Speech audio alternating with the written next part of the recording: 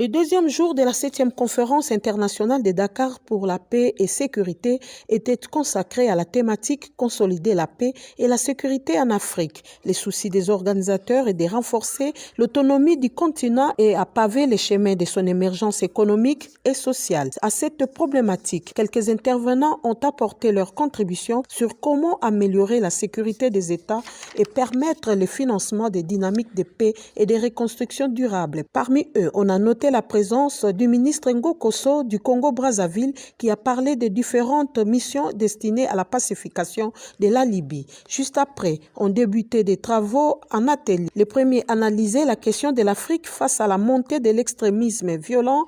Le deuxième abordait la coopération et l'autonomie stratégique des États africains. Les contrôles et la maîtrise des espaces maritimes étaient aussi au centre des discussions. Les panélistes ont dénoncé le terrorisme, la traite des êtres humains, la pêche illicite, une pratique qui fait des mers du continent de l'Afrique les premières zones de piraterie au monde. Parlant de la montée de l'extrémisme violent, selon les conférenciers, au cours de l'année 2020, plus de 1800 attaques terroristes ont été recensées sur le continent. 59% de ces attaques étaient perpétrées contre des civils, 35% contre les personnels des forces de défense et de sécurité, 6% ont visé les institutions gouvernementales et les organisations internationales.